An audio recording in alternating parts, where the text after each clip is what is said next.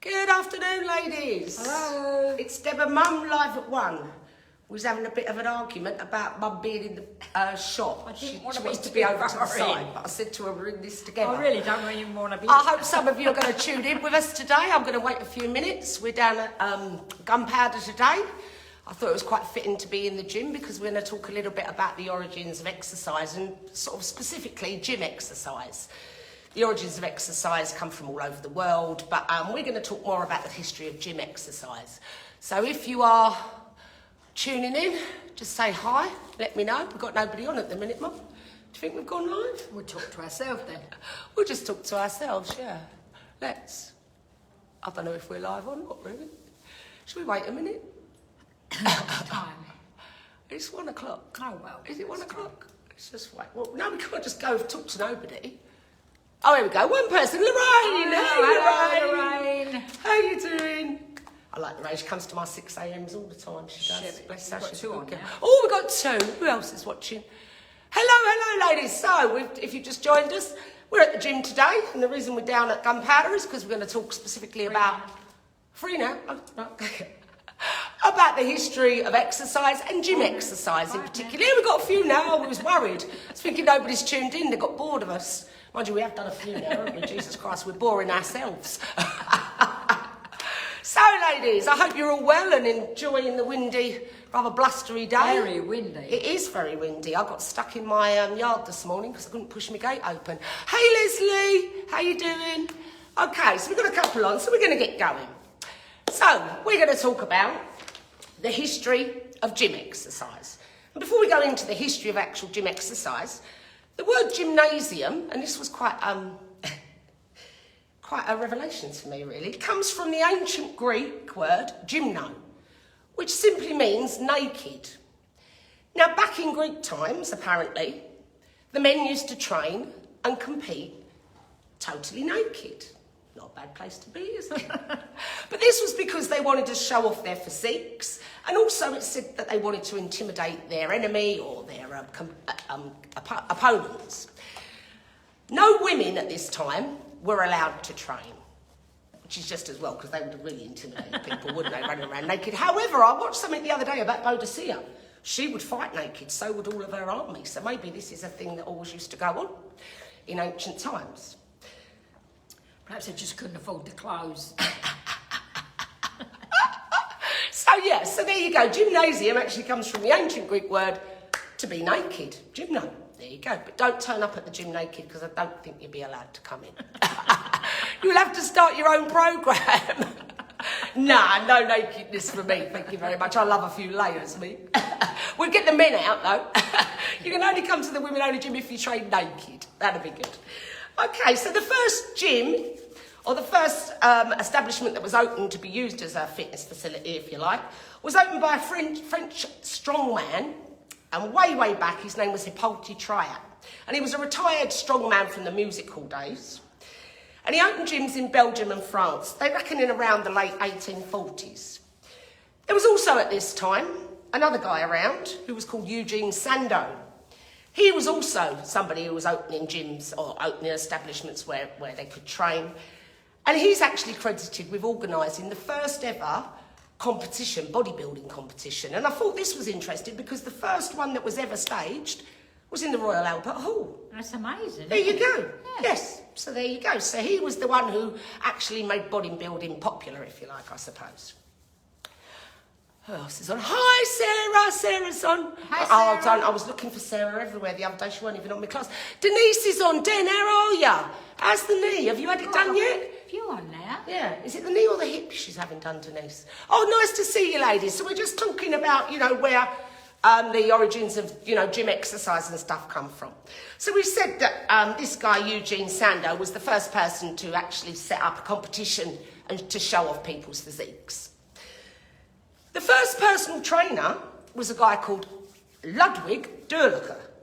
And he actually trained, they say, the Tsar of Russia, Alexander III, King Edward II, and indeed our very own Eugene Sandow. And ladies, I thought it'd be quite good to find some pictures of these people. So, I'm going to show you, first of all, this is the first personal trainer, Ludwig Delacher. I hope you can see him. Fine figure of a man. See that, Mum? Yeah, That's the first. That is supposed to be the first personal trainer. Now this is Eugene Sandow. Now just check out that dumbbell. Now that is some dumbbell. And it goes bigger than any of your kettlebells. Have a look at that dumbbell.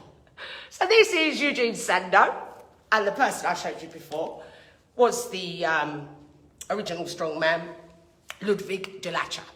Is that the dumbbell? Yeah, that's the dumbbell. Look at it. It was, yeah, see that, ladies? Massive dumbbell. Okay. By the way, I did actually Google men training naked to see if I could find some pictures of that. Don't do it. I got all sorts of weird and wonderful websites.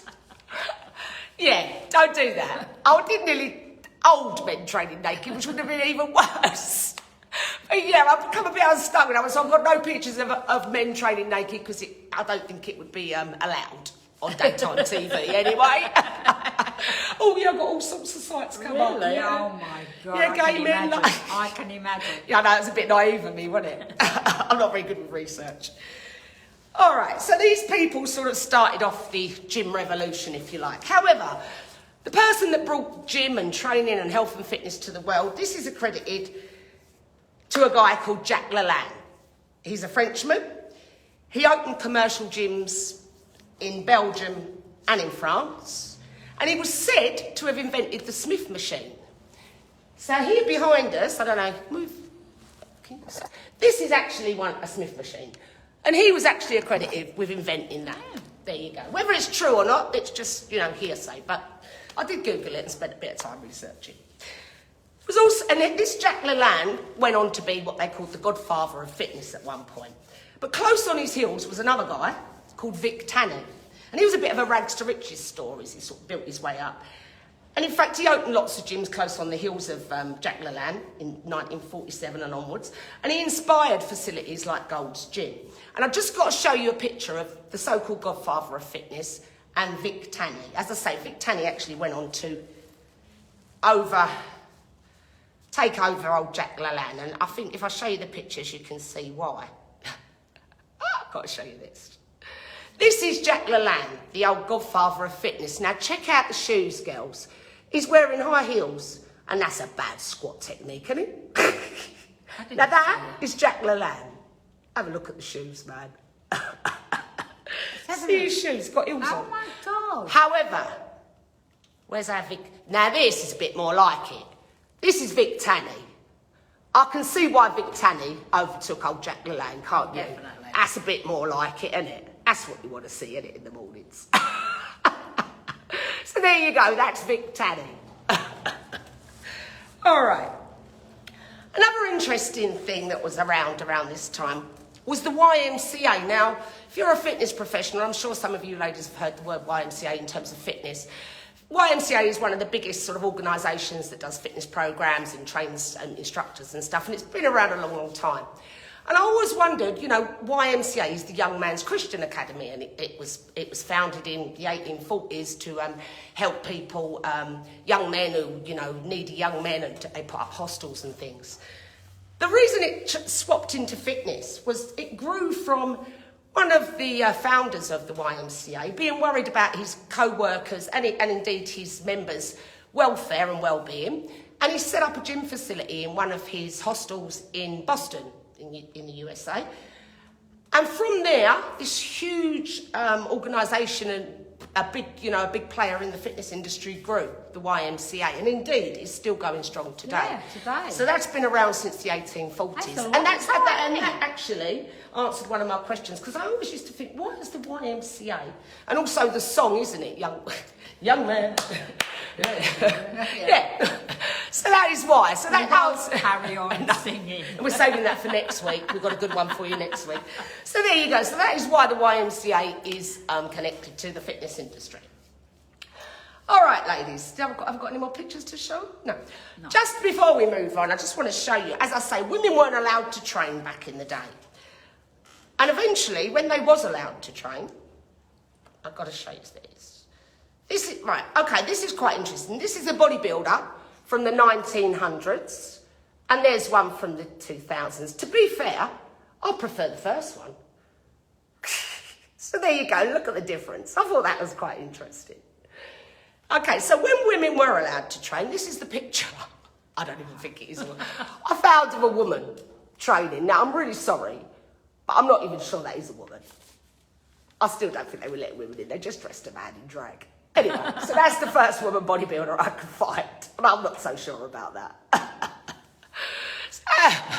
Oh, the knee's fine. That's good. Up last Wednesday, Den. Oh, that's brilliant. Denise had her knee up. Brilliant. Well Take done. it easy, Den. Rest up. Recover. That's good to know you're back home. All right, so that's a couple of pictures I found of the woman bodybuilder. All right, so we're going to move on to why things are called what they are. And the first one I'm going to talk about is the good old dumbbell. There you go. It don't look like an AbFab member. No, definitely not, thank God. Although we might get that popular and men will dress up to want to come here. That'd be funny, wouldn't it? So anyway, a dumbbell. Why is it called a dumbbell? So, I looked it up. The phrase was coined, or the name was coined in the UK in the 16th century. It's a long time ago, isn't it? It was, and it was because when people first started using weights to train with, the men would use a bell, an old church bell, with the ringer taken out. Hence, dumbbell, because it don't ring, so it's a dumbbell. Exactly. That name has stuck for all this time, although the shape I never thought of that. has changed on the dumbbell. The name still sticks. So that was really, really interesting. Deb can go first. I think we should all dress like that. I don't care. I'll do anything, me. You know me. I'm up for anything. So that's where dumbbell come from. Now, I also looked up the good old kettlebell. Now, I can sort of understand why it's called a kettle, because it looks like, more or less like an old pot kettle on steroids, doesn't it? Couldn't really find out where the origins were, but they say it was popularised by the Russians. And I believe that because the Russians, the very old Russian bodybuilders, used to use these quite a lot.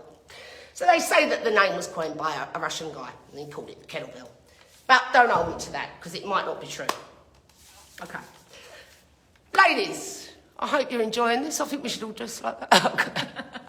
It looks like a set. Well, they were, you know, all the sort of old-fashioned bodybuilders and that, they derived from the old-fashioned musical strongmen and really the freaks, you know, they used to do the freak shows and that. These people weren't seen as normal. And I think, you know, the guy who actually started it all, the Hippolyte Triad, he was a musical strongman, as was Eugene Sandow. Yeah, which is probably where they got it all And from. Ludwig. They all came from that strongman, the circus, really. Yeah, and also gymnastics was a big founder in, you know, exercise in general, because it all came derived from the circus and entertainment, I suppose. So we talked about where, if the corset doesn't hold your core in nothing. I know, do you know what though? Them corsets are good, aren't they? They do make you look good, don't they? I wouldn't want to wear them for long though, especially as I've got hay fever. I think I'll pass out within about 2 minutes. I wouldn't mind one. I could definitely do with You're one. lovely as you are, Mummy. Don't say you're lovely as you are. Not seen as normal. We all fit in there then. Yeah, absolutely. Absolutely, Sarah. If you're not bonkers, you ain't normal. All right, so I wanted to If you talk... have anything to do with her, you're definitely not normal. Oh, it's genetic. Thank you very much. Where do I get is it it? wrong? Yes. Oh, well, what can I say? Rosie's box of frog shears. All right, so we talked about, you know, where the name dumbbell and where the name kettlebell comes from. I wanted to talk about a few of the exercises we do. Now, some of you may know these, some of you may not. The first one is Spolly Dog. And I'm sure a lot of you, especially if you're our age, a lot of the youngsters won't know, but the Spolly Dog exercise actually comes from the dog, which was a puppet in the Wooden Tops. And he used to walk like that, didn't he, Mum? I used to watch the Wooden Tops with my And son. what was it called? Watch with Mother? Yep. It was a program called Watch with Mother. And when you see it, I mean, it was great, really. It was basically, you could even see his strings. But he used to walk like we do our Spotty Dogs.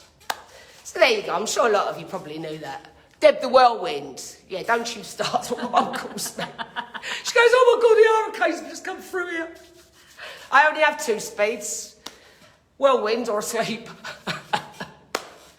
All right, so that's where the Spotty Dog come from, and I'm sure a lot of you are aware of that.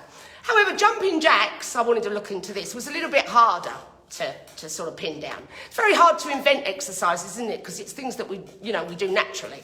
But the jumping jack, the credit goes to it making it popular, and that's Jack LaLanne again. And they reckon that's why they called them jumping jacks, because he made them very popular in the 1930s or so.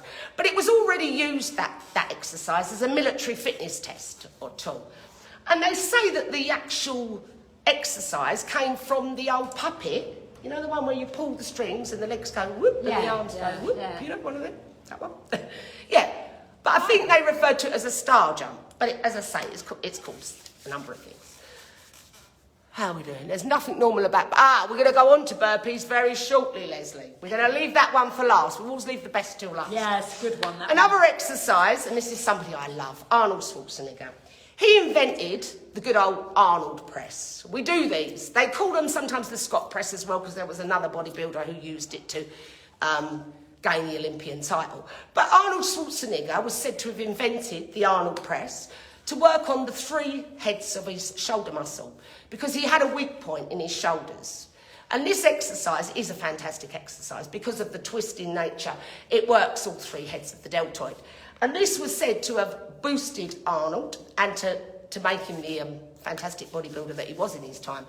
As it did with a guy called Scott. I didn't put his second name down, but he actually won Mr. Olympia, and he puts it down to the good old Arnold Press, pumping up his shoulders. But we do love Arnie, don't we? We do. Yeah, I love Arnold. I'd say. Simple man. I like them like that. You like simple men. Just yes, darling. No, darling. 3 bags full. I like them like that.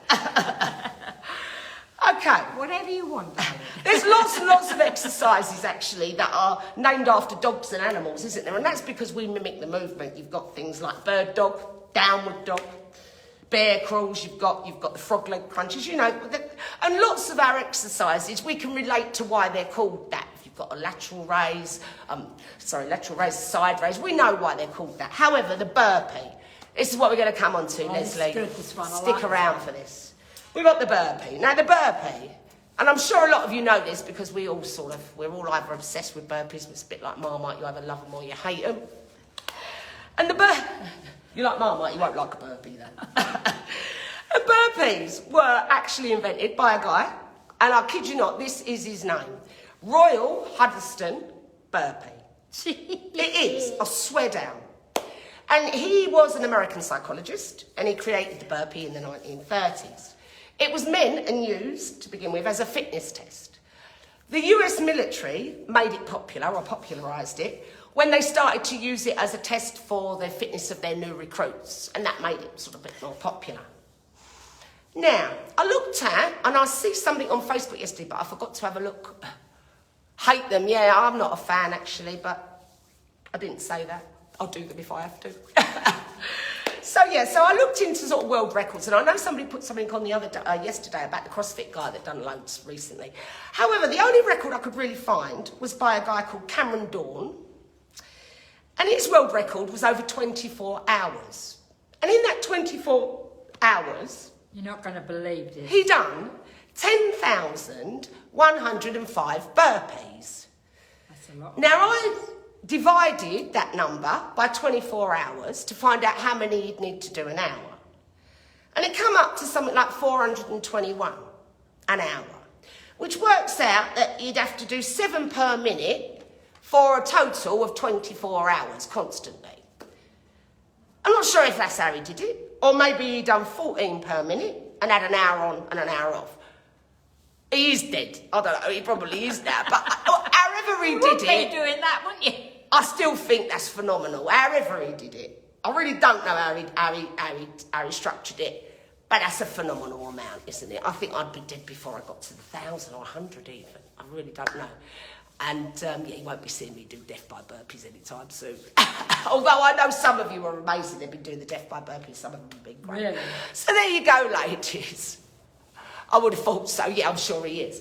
So there you go, ladies. That's just a little bit about the origins of gym exercise and some of the reasons why exercises are called the names that they are. I looked into lots and lots of CrossFit exercises because one of my exercises that just makes me laugh every time I look at it is the Russian baby maker stretch, or it's sort of like you can get Russian baby maker squats, but this is a Russian baby maker exercise. It's an actual hip kind of stretch. And I thought, why on earth did they call it that?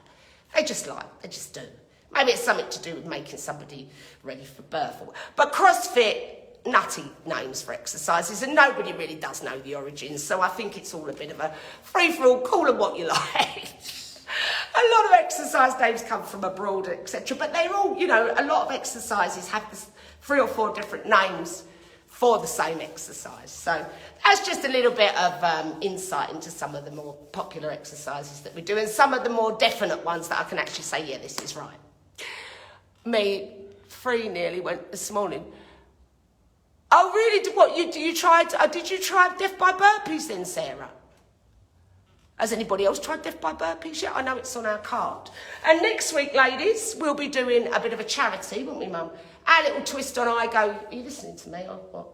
Are you bored with me now? Are you fed up now? Are you bored? What a good one today, no? She's bored. No, in class. Oh, right. Okay, you coming tomorrow? I've been looking for you, Sarah. Yeah, so anyway, so next week... No, I'm with it. Oh, no, we're done now. I've got nothing else to say. I've run out of stuff to say. Oh. That's it then. What's that then? That was what I talked about that earlier. Mum's not with it today. Oh. Back in the room. Back in the room. All right, ladies, yes. Don't be silly in the class. So next week, me and my mum have got a bit of a I go, you go. Yeah, charity that one. Sounds good. We got a bit of our own twist on because it's Red Nose Day. So me and my mum are going to be doing a little bit for charity. I don't know. Yep. Charity. So get your money together. No, not them. We're going to sponsor the family. But please try and tune in next week. Ladies, enjoy the rest of the day. Mum needs holiday from you. Yeah, we've got 2 more, Sarah. We're counting down now. Next week's the penultimate. I can't wait. It's not very nice, is it? She loves me, really. I love her. She loves me, really. So, ladies, so next week we're going to do a bit of a charity one. We'll be up our pond. We was going to go there today, but we'd got blown away. Yeah. Thank you for tuning in today, Thank ladies. you. As I say, we've got 2 more to go. We're on the countdown now, Mum. Next week we're doing charity event, and then the last one, well, hell, who knows what? We might even sing and dance. Ladies, thank you very much. See you later. Bye. Bye.